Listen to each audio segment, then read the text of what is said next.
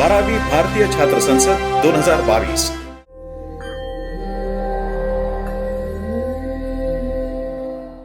आप सबको मेरा प्रणाम।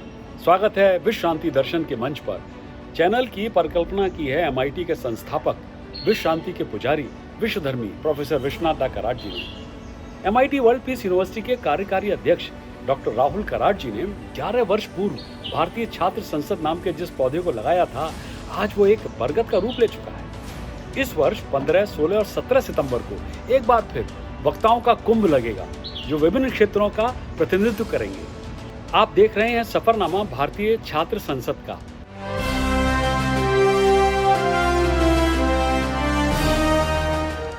जहां मैं आपको उन वक्ताओं से रूबरू करा रहा हूं जिन्होंने 11 वर्ष के लंबे दौर में भारतीय छात्र संसद का साथ दिया था। इस वीडियो में आपके साथ सफर में होंगे आप लोगों के फेवरेट वक्ता सदगुरु जग्गी वासुदेव जी को।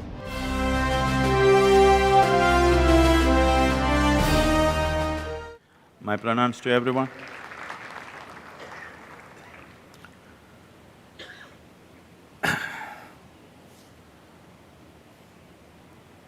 Nations are made on the basis of the commonality of its subjects. In terms of race, religion, ethnicity, language, ideology, or just an iron-handed rule which makes a nation. But not so with this nation which we today know as India, and the nation that we have known as Bharat for many millennia. It is a wonder of wonders for the rest of the world as to how is this a nation. I'm sure every Indian also once in a way wonders, how the hell are we one country? What is it that is making us into one nation? If you look back, as others were mentioning, if you drive 50 kilometers, people speak a different language, they eat different kind of food, they look different, they speak… everything is different about them. What is it that holds us together as one nation? The word Bharat itself comes from the root and a combination of three words. Bharata means bhava, raga and thala. Bhava means sensation. When I say sensation, everything that you know as life is actually in the form of a sensation. It may not be sensational, but it is a sensation because you know life only by seeing, hearing, smelling, tasting and touching. These are the sense organs. Visual sensations, auditory sensations, olfactory sensations, like these various sensations it's creating and creating an experience of life within you. So the very basis of your life is sensation, that is the bhava. Raga means the color. The word raga comes from the source, Ra means the sun, Ga means one that comes out of sun. So the color is not present in the world, the color is flowing out of the sun. The 7 colors which make the white light, that is where the color is coming from. Color is flowing out from the sun, so it is raga. And that is the source of our life. All of us are solar powered, whether you understand this or not. The whole planet is solar powered. Everything else is only a consequence of the fundamental solar energy which makes this happen. And thala means the rhythm. The rhythms of day and night, the rhythms of seasons, the rhythms of sun and moon, the rhythms of the universal and the cosmic nature, and of course the rhythms of human body, mind, emotion and energies. This is a nation that was built on a dream of achieving a right rhythm with which we can arrive at the ultimate level or ultimate status of well-being, both in the inner and outer worlds. in this search, in this longing, in this striving to find that rhythm, we became a nation of seekers. I want you to understand this. When we say we are a nation of seekers, that means we are not believers. There is no established belief system. There is no stone-cast moral code in this country.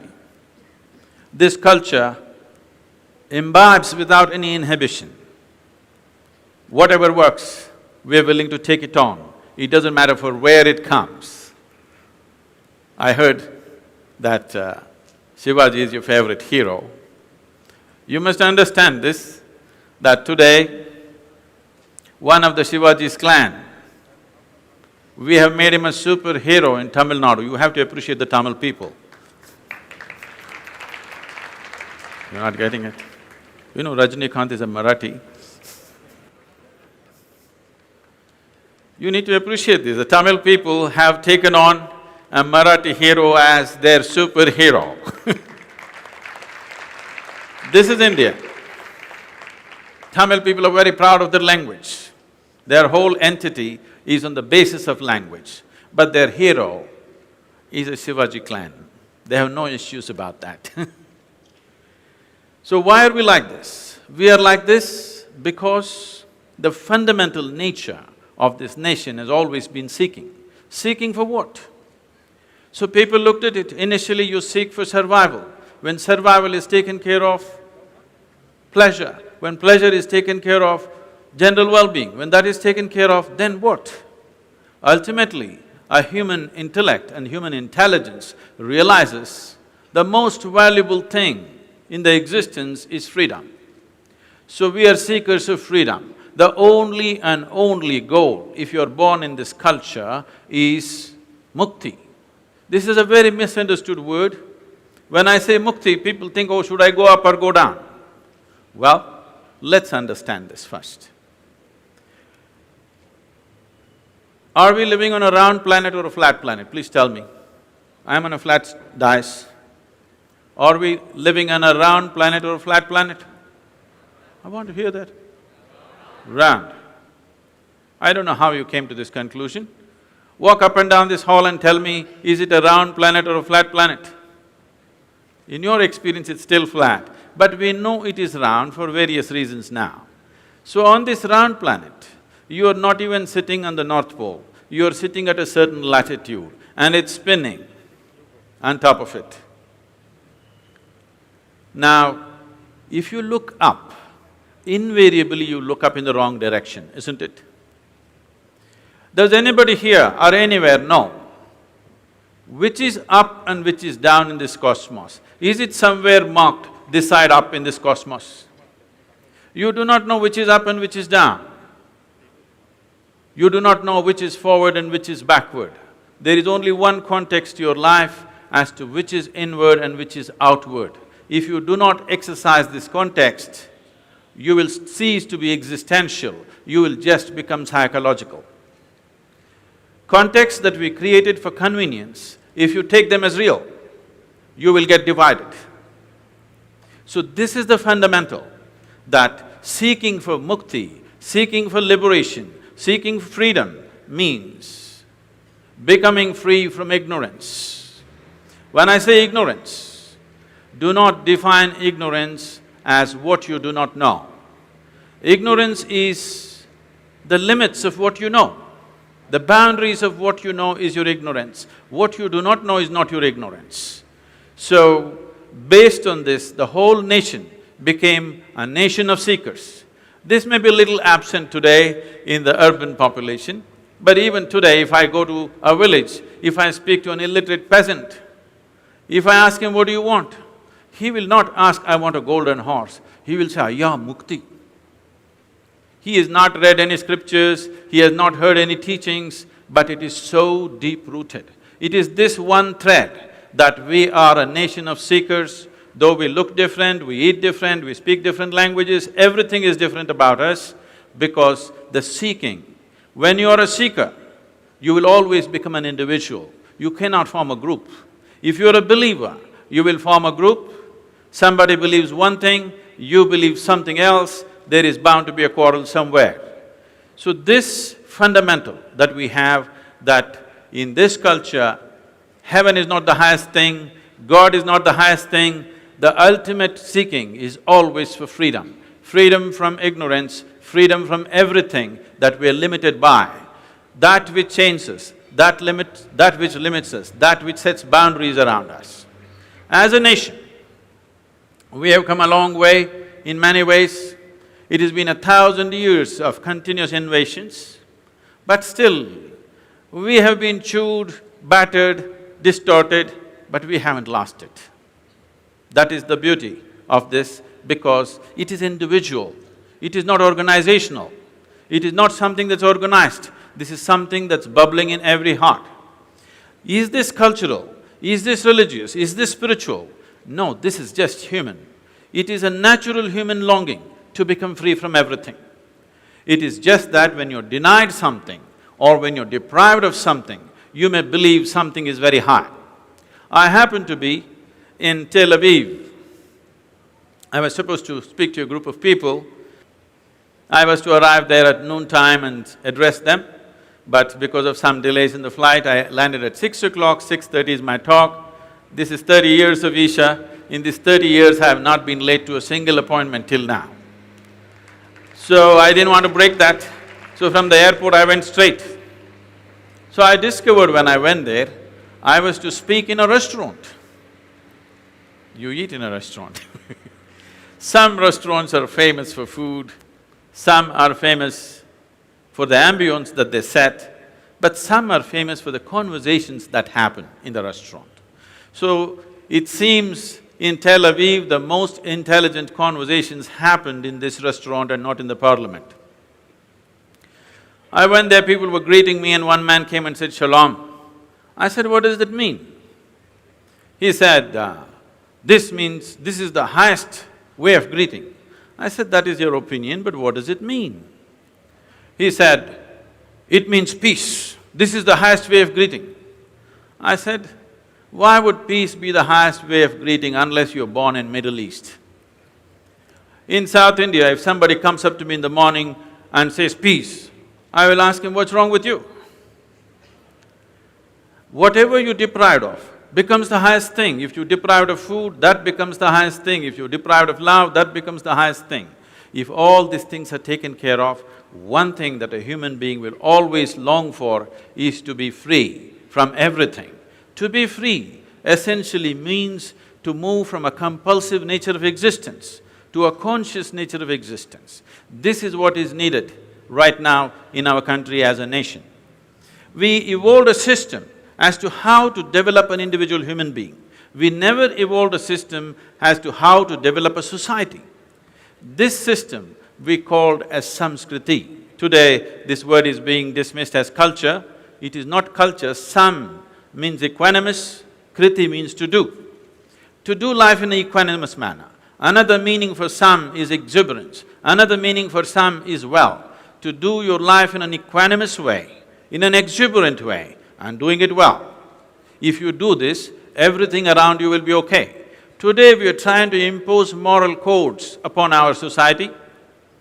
You need to understand, India is a society without morality because we always relied on stirring up our humanity rather than depending upon the morality. The morality of one person is an obscenity for another person. So we always had means and ways and tools as to how to stir up the humanity within us, and that humanity has been the basis of this nation.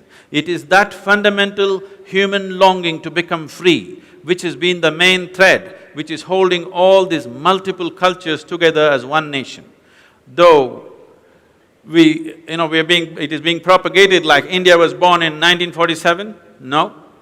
The other cultures everywhere in the world experience this as one nation for thousands of years.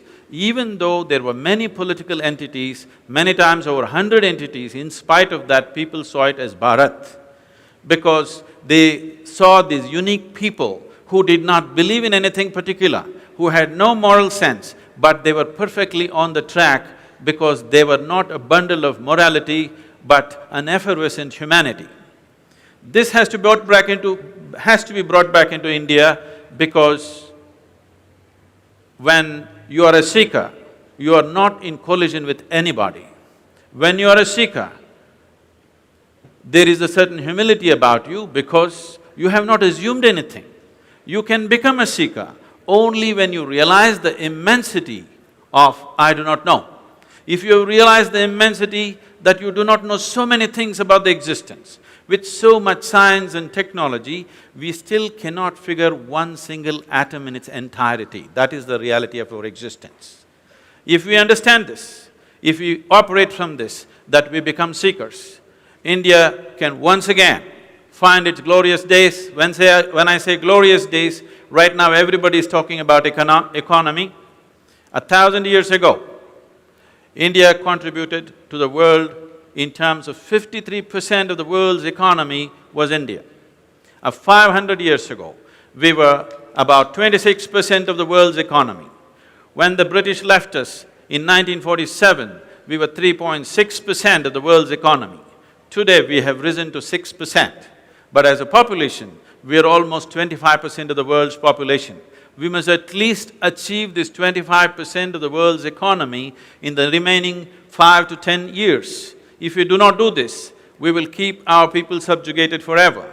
We are at a unique time, that is for the very first time, we have the necessary tools, we have resources, we have the capability and we have the technology to address every human problem in this country. Welcome back, स्वागत है एक बार फिर। लोकतंत्र जनता की सरकार है और छात्र देश की आबादी का एक बड़ा हिस्सा है। स्वाभाविक रूप से किसी देश के शासन में उनकी बात होनी चाहिए। आज के छात्र, हमारे छात्र ऊर्जा, उत्साह और आशा से भरे हुए हैं। छात्र राष्ट्र के युवाओं के प्रतीक हैं। अक्सर छात्रों को राजनीति और प्रशासन की मुख्य धारा से अलग रखा जाता है। यदि युवा छात्र अपनी जिम्मेदारी साझा नहीं करते हैं तो ये पुराने लोगों के कंधे पर भारी पड़ेगा, जैसा कि वर्तमान में दिखता है। पुरानी पीढ़ी की अपनी समस्याएं हैं। इस चर्चा को अगले एपिसोड में फिर आगे बढ़ाएंगे। फिलहाल यहीं लेते हैं विराम। सब्सक्राइब कीजिए और देखते रहिए विश्रांति दर्शन।